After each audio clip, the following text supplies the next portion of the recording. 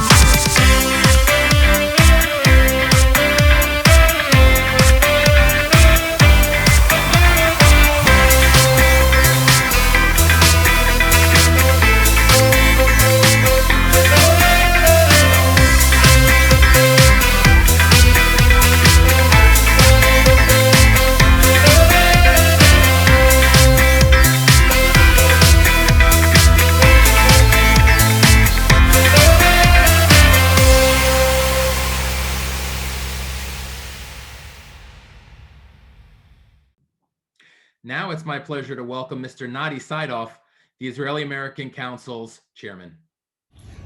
Good morning, ladies and gentlemen. I want to thank you on behalf of the IAC and the Israeli American community, 1 million people strong, for all the work that you do to strengthen the bilateral relationship between Israel, our country of birth, and the United States, and in particular, your great state of Arizona. I learned my Zionism here in Arizona. Although I was born in Jerusalem, I learned to love and become a Zionist here after I met Debbie's parents. We were students at UCLA. She brought me to meet her parents, and those great people who were founding members of the Jewish community that came here about 90 years ago, and they started 2 synagogues, old age home. They even donated the former Federation building, as well as the many other institutions. They taught me the love of a community and the love of Israel. Her mother dedicated her life to human rights. In fact, Debbie remembers that she was a young girl, was marching at the first Martin Luther King Day when her mother was helping in pushing it and ushering it through to be a day to be recognized by the state of Arizona. More than anything else, Debbie's parents took a busload of dignitaries once a year on a project to what's called Project Interchange, where they took people of other faith, non-Jews, to Israel for a 10-day seminar. And this was a life-changing experience for the attendees. What they have started so many years ago, more than 30 years ago, has now borne fruit, and the relationship between Arizona and Israel now is in the billions of dollars. It's centered around technology and around water technology, about water purification, irrigation, agriculture. I can go on, and of course, defense. I wanted to mention Representative Hernandez, Senator Boyer, and of course, the Honorable Governor Ducey, for their indefatigable work on strengthening this relationship. Of course, in light of everything that I said, does not need special mention how important it is that you stood against BDS and that you're going to institute a Holocaust educational program in this state. Hate knows no bounds, and the Holocaust is not only a lesson for the Jews, it's a lesson about what could happen to Jews, it can happen to anybody else. It's so important that you are getting behind this project and that you're going to push it through. Thank you so much. Thank you, Naty and Debbie, for that message. Now it's my pleasure to welcome my colleague in Phoenix, Arizona, Mr. Jake Bennett. Thank you, Joe. Thank you, Naty. Next, it's my distinct privilege and pleasure to introduce Representative Alma Hernandez, who is a passionate advocate for the state of Arizona and for the Jewish and pro-Israel community. Alma has been setting an example across the country on her work in fighting anti-Semitism, discrimination, and for establishing Holocaust education in Arizona. Alma, please. Yeah, hello everyone. It's great to be with you all. Thank you for joining us today on this day. I know it's unfortunate that we're doing this virtually. I think it's always best when we're in person. However, COVID. So I appreciate you for joining us. As Jake mentioned, I have been working on the Holocaust education bill. It will be heard in the Senate this week, so I'm really looking forward to that. It's a bill that, it took several groups to get together and be able to make it possible. It was really an honor to have the Holocaust survivors involved every step of the way. And right now, we are basically just bringing back the bill that we introduced last year. The bill didn't quite make it out of the Senate chamber last year due to COVID. So it wasn't that it wasn't supported. It's actually very broadly supported by both sides. I believe it should be unanimous support this time around as well.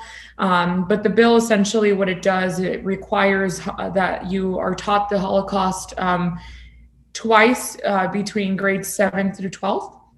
So it's really important for us to be able to ensure that our younger generation is being taught about the Holocaust and making sure that we when we say never again, it really means never again. So for me, it's really important to make sure that this bill gets through this time around. I know that Senator Boyer, who's also on the call, is going to be instrumental in making that happen. So thank you all for joining us. I know that this is a brief get together, but if you ever need anything or have any questions, feel free to reach out. Thank you. Thank you, Alma. Next, we have with us Senator Paul Boyer, who has been a leading voice in supporting the U.S.-Israel relationship throughout his legislative career, and who has become by far one of the most critical national leaders in combating BDS discrimination. Paul. Yeah, of course. Well, thank you so much, everybody. Thank you, Jake, Joe, and of course, Representative Hernandez. It's my pleasure to get this bill on the Senate Education Committee, which is where it will be tomorrow. It'll be heard tomorrow afternoon, House Bill 2241. And the reason why this is important is we know that anti-Semitism is still with us. It's still a battle that we fight today. Now, I was privileged to go to, I've been to the Holocaust Memorial in DC. I've been to Yad Vashem in Jerusalem at Mount Herzl. I've been there and where I signed the visitor's book, never again. And that's important for me, of course, but not every student in Arizona, of course, is privileged to be able to go see that for themselves. And so the bill by Representative Hernandez is just one way that we can help ensure that never again truly means never again. We know that if we don't learn from the past, that history is bound to repeat itself. And in Arizona, if students aren't taught about the Holocaust, we don't even know, we don't want to think about what could happen. Let me just give you some statistics. I don't know if y'all polled from the Arizona Republic, but last November, they ran a piece that the FBI had compiled some hate crimes in Arizona and also nationally. And what I found was interesting. Okay, so hate crimes compiled by the FBI, they found an increase to 7,314 over the year before.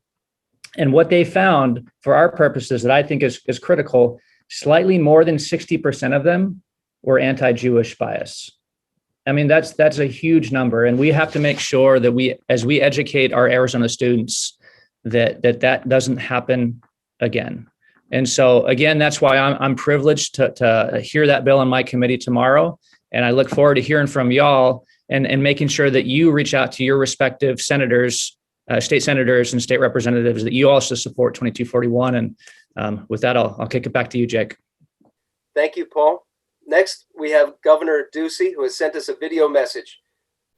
Hello, this is Governor Ducey. It's my pleasure to join you today to celebrate our Israeli, American, and pro-Israel communities. A couple years ago, I was honored to visit Israel with my family, and I was blown away by the culture, faith, and the drive of the Israeli people. We visited Arizona's new trade office in Tel Aviv, and it reminded me of how much our partnership has grown since we made our first trade mission to Israel in 2015. In the following years, Arizona's annual exports to Israel doubled to over $430 million. Our relationship with Israel has proven to be crucial to our growth and economic development. I'm confident the Arizona-Israel trade mission will build on this success as a platform for businesses to develop international trade and investment opportunities. On top of that, we've made progress in the fight against anti-Semitism. By protecting Arizona from the discriminatory boycott, divestment, and sanctions movement, we've preserved new trading opportunities between Arizona businesses and Israeli partners. And there's more we can do. Surveys show that a substantial portion of Arizonans lack awareness of basic historical facts about the Holocaust.